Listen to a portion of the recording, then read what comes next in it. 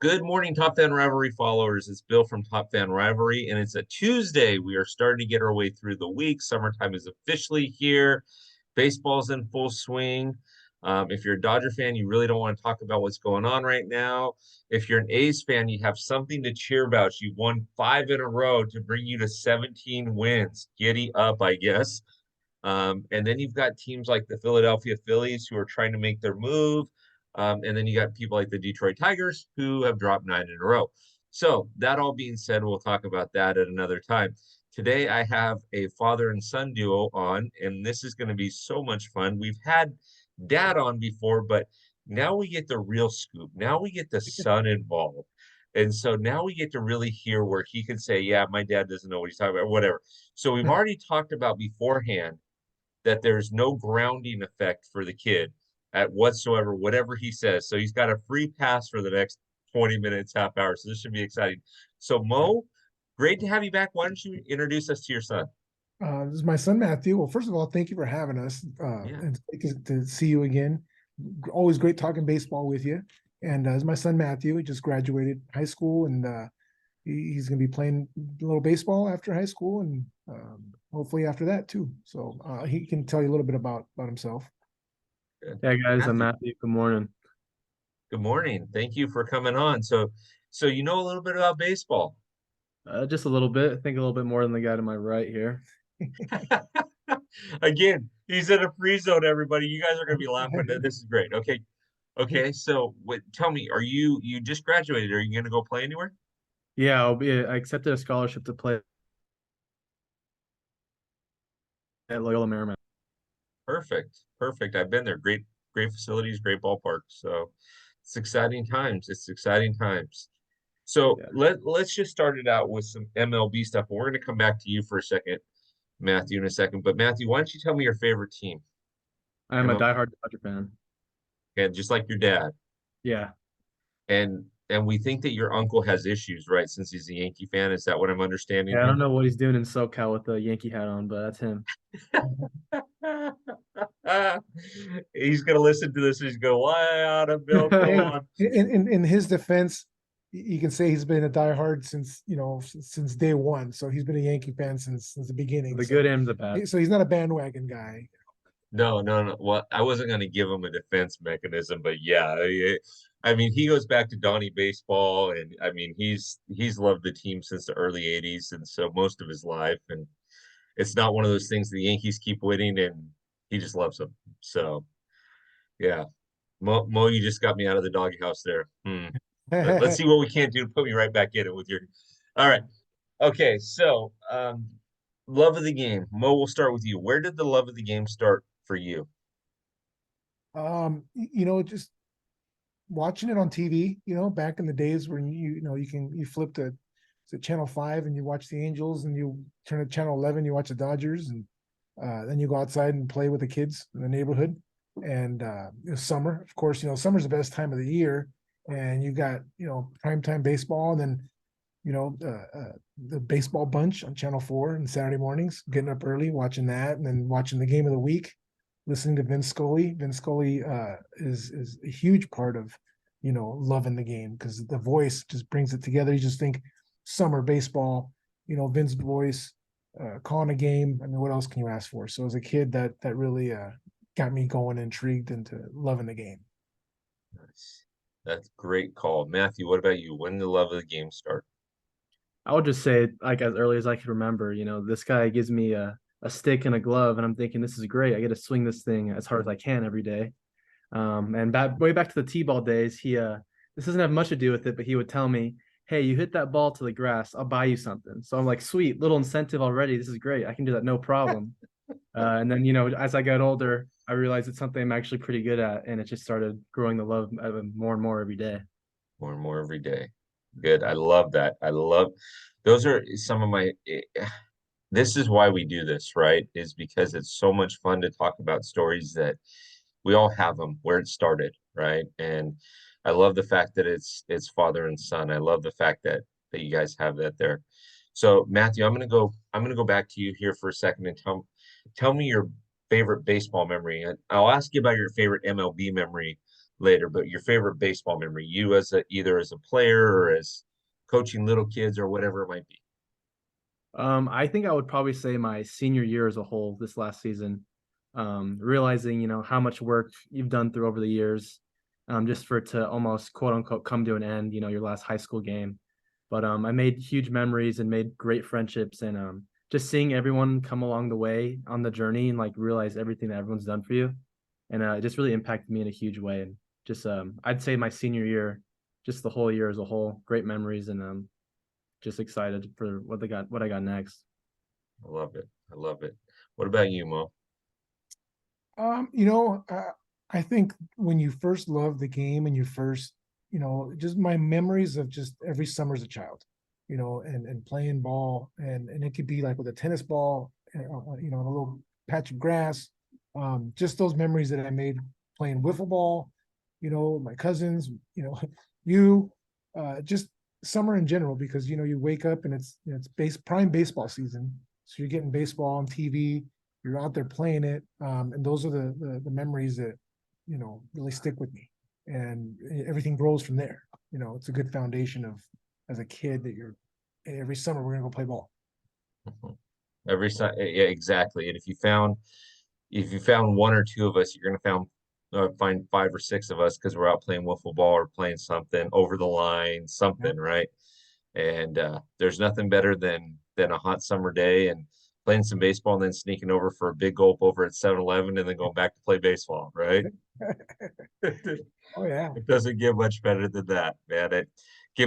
Matt, you'll understand this later on in life, but the days that you're enjoying now, enjoy them, because life gets a lot different as you get older. That's what he So tells me all the time. yeah, trust me, listen to him. He's a smart. I'm gonna give him his credit where credit's due here. He's a smart guy on this one. All right, so I think I started with you, Matthew, on that one. So Mo, we'll go to you for the next question. Favorite MLB memory? Oh man, this one is so when he must have been maybe 9 or 10 years old. We went to a playoff game. Yeah. The Dodgers are playing the Braves, and it was looking bleak. They were, the game was probably in the 7th inning, and our boy, man, what's his name? Juan Uribe. Juan Uribe comes up to bat and he hits a home run to left field. And I've been in some crowds and some big moments, sporting events. This place erupted. It was so great because I have video of it, but he's little and he's jumping up and down like a little kid should, because the Dodgers just won playoff game, and this is just exciting. The crowd's going, we're high-fiving everybody around us at Dodger Stadium. It's going great. And to this day, I tell people, I go, man, that was one of the greatest memories. Like it's just the excitement, and to be able to share it with Matthew, and it's just the playoff game, the atmosphere, all that stuff. So I remember that game. I was watching it. He hit it into the bullpen, Mhm. and it was a no doubter. It was a no doubter, and I'm pacing up and down. And Mo, you're invited. Mi casa, su casa. Come on over anytime, okay? I don't care. I'll give you a key to the house if you want. But when it comes to October baseball, nobody mess with me, right? And I'm pacing through the house, and Juan Uribe comes up, and as soon as he swung, before the ball even was connected, I knew where it was going, and I'm losing my mind. We had 2 cats at the time. They ran upstairs and hid under the bed. They didn't know what was going on. Life was awesome. That is such a great memory. I remember him going down to almost one knee when he swung, and just it going into the bullpen. And I rewound it about 14 times just to watch it and hear the crowd noise. Yeah, great memory. I love that one. I love that one. That's great. What about you, Matthew? I was going to use that same story because it was one of my like games I could remember. I will say that he picked me up from school early, and the guy never does that. I don't miss school if I'm sick, if I'm hurt, I suck it up, I go. I don't miss school, I don't leave early. So when I got the call, hey, you're leaving early, I thought someone had died. I thought something like the world was going to end. But next thing you know, I fall asleep and I wake up at Dodger Stadium. So that was fantastic, great surprise. But I would say a different memory that I like a lot was our most recent playoff game we went to back when the Dodgers played the Braves again in the series. And they won that game like 13-1 or something. They scored crazy amount of runs. Chris Taylor had 3 home runs that game. And I remember we were almost sitting in the same area as we did back when we went to the first game, but just we were constantly on our feet the entire time, just yelling and screaming and loving that the Braves were losing by 10 runs, and it was just a great moment. So I need to text you more, Mo, because we were at that game too. Oh, I was at the game with some of my buddies. A friend of mine's a lawyer, and he got his firm seats, and they were really good seats. And the funny thing about this was 2021 when COVID was still at its height, but you could have fans in the stands. And so one of our friends who we thought was a huge Dodger fan was not a huge baseball fan at all. So he takes off in like the fifth inning after some announcement, and I'm going to tell you what the announcement is here. So he takes off in like the fifth inning, and I said, "Where are you going?" He goes, "Oh, I'm going to go get some nachos." And 3 innings later, he comes back with nachos. And I said, "The line wasn't that big. Where'd you go?" And he goes, "Oh, I got my COVID booster. I went up to the top and got my COVID booster." We laughed like crazy because we were like, "Okay, so where do you go to get nachos and a Dodger dog and a COVID booster without making without having to make two stops?" Like the whole time, like to this day, we still make fun of him for that because Chris Taylor had hit a home run yeah, while he was gone, and I'm like, "What are you doing?" yeah, So, yeah. anyways, Fest. No, yeah, I remember that day. We had a hard time. We showed up to the field without the COVID test paperwork. yeah, We're gonna get in, and luckily my wife had a picture of it, and the security guard was cool and let me show a picture on my phone. But yeah, yeah, it was a lot just to get into the game. it was. So Matt, you're gonna have to ask your dad to show you this experience on YouTube. But years ago, there was a player that mainly played for Philadelphia, but for a time he played, gosh, I can't remember. I think it was the Rangers. His name was Juan Samuel, second baseman. Okay, played in the 80s. He was really scrappy, but kind of a goofball. He liked to have a lot of fun. So he was playing for the Phillies one day, and they were playing the Reds, and there was a fly ball to right field on that AstroTurf, and Paul O'Neill juggled it. Mo, I think you're going to remember what I'm talking about now. And it fell by his feet, and Paul O'Neill literally kicked the ball to the perfect kick to the cutoff man. And Juan Samuel was on second. He was going to round third, but it was a perfect cutoff throw from a kick from right field. I remember watching that game, and yeah, it doesn't get much better than that. It doesn't. It doesn't. It was Matt. I promise you, he could practice that 1,000 times and never make that kick that good. Never make that kick that. Mo, do you remember this? Yeah, I remember. Yeah, Oh my gosh. So that's one of my favorite MLB memories. It's yeah. one of those things you'll never see again ever in your life. Now, I've been to World Series games at Dodger Stadium and things like that, but sometimes when you see stuff like that, you shake your head and go, never again is that going to happen. Never again is that going to happen. Okay, so final question, Matt. We'll go to you on this one. Who's your favorite player in the MLB, and why do you think they're good for the game? Not necessarily why they're good, but why do you think they're good for the game as a whole? Um, I would say my favorite player, and he always has been, is Clayton Kershaw. Okay.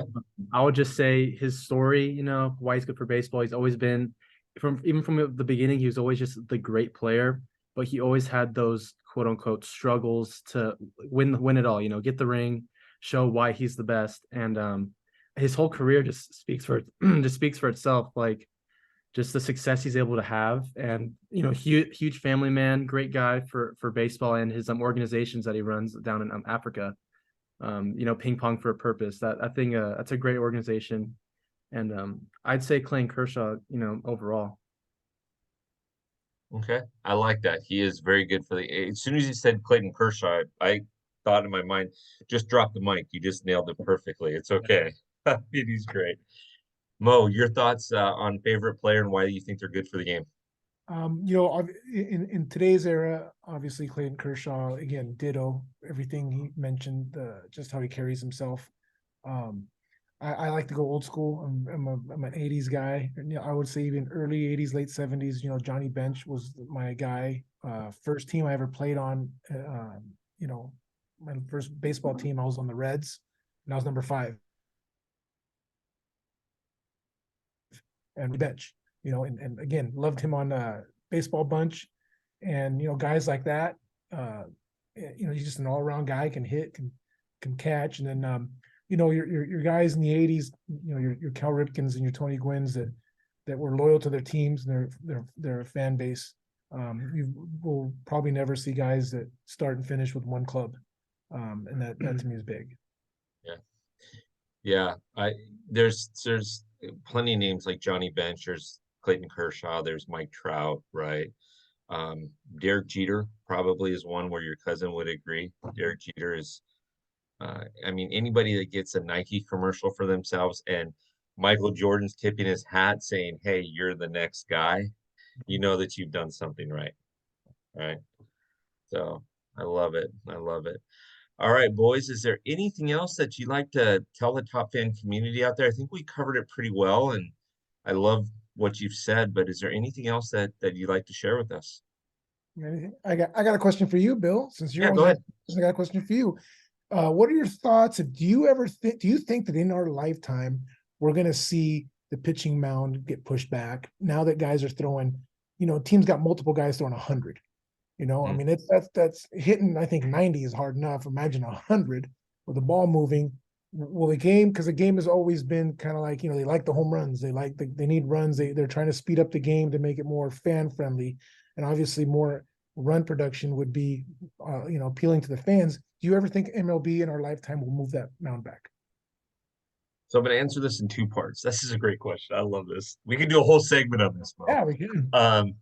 So about 10 years ago, the NHL changed their blue line rules, and they made the game a lot faster, right? So if you're a hockey fan, I mean, I can remember going to a Kings game where Luke Robitaille was what they call a healthy scratch, which if you don't know what that is, that means that he's sitting out. He's not even on the bench for the game.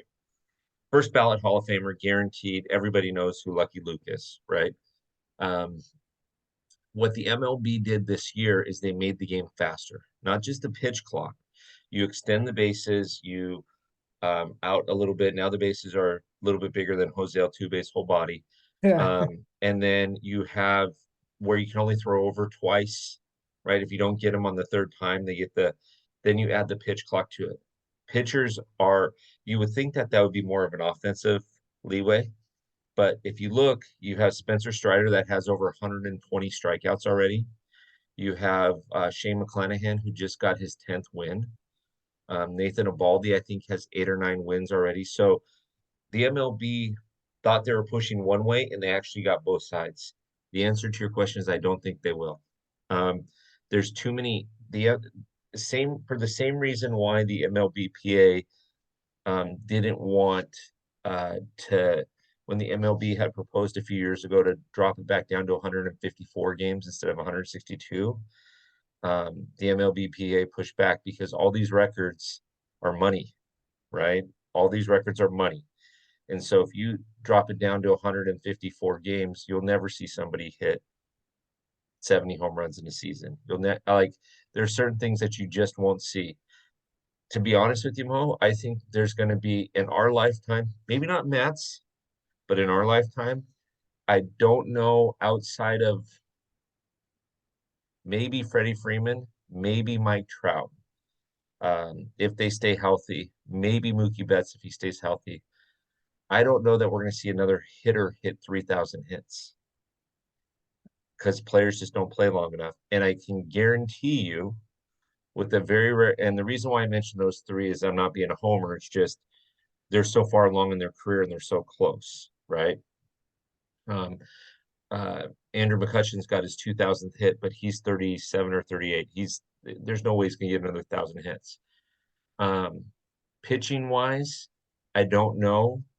Even Justin Verlander, who's close, I don't know that we're ever going to see somebody win 300 games again. Because when we were growing up, Mo, if you didn't finish your game, there was something wrong, right? There wasn't this thing where, hey, if you get 5, we feel good. Thank you so much. Yeah. No, you went 7, 8, 9, right? If you had to. And you didn't have these middle relief guys. That's just something that's come up in the last 15 years. So I don't know that you're ever going to see 3,000 hits or 300 home runs again. And unless guys play long enough, I don't know that you ever see, except for the guys that are close now, I don't know if you ever see somebody that's just starting their career now hit 500 home runs. Yeah. the game's changed. So if you move the mound back, it's going to get even worse. Does that make that was a Yeah, long yeah, answer to a that's short true. No, question, but does that make that's a sense? that's a good point. I didn't think about the records, um, you know, it being affected because that would affect some records. You know, So there's something I'll tell you guys when we're done offline that I don't want to cause controversy, but these records have a lot to do with money, right? So if Derek Jeter doesn't hit, and see, Matthew, if you end up playing in the MLB, which if that's your dream, I sure hope that you do, because I will go to one of your games. I'll go to multiple of your games. I'll spill nachos on your dad if you want me to, just to like get him back or something like that. Hey, you remember, when I was 5, my dad did this. Here, spill nachos on him, Bill. No problem. Here you go. But um, but for you, Matthew, everything's about endorsements and everything's about money. So if you look up what a guy like Rod Carew or Don Mattingly made in their playing career versus what Mookie Betts is going to make in his playing career, drastically different. So yeah. So good question, Mo. Man, you and I need to do a back and forth question and answer podcast. This would be Yeah. fun. Hey, I got more time, so another day I got another questions. I got more of them because I'm always coming up with these like what ifs, What ifs? Yeah. Yeah, no. There's yeah, so stick around and we'll talk about that in a second because I got another one for you. But I appreciate that. Matthew, thank you so much for joining us today. This is the first time I'm having you on, but we'll get you on more. Okay. Yeah, appreciate that. It was fun. Yeah, we'll get you on more. And then Top 10 Rivalry followers, I will make sure that I tag both of them in this, follow them. Mo does a lot of coaching, a lot of baseball coaching. And so follow his content, follow Matthew as well. I love the fact that he's going to be playing collegiate ball because that's a whole new experience for him and that's going to be fun. So I thank both of you for being on today. And this one's very special to me because this goes back. Mo and I's friendship goes back almost 40 years. And so to have his son on is an incredibly special thing. So thank you, boys, for both of your time. Thank you. Thank you. It's always a pleasure. Have a good one.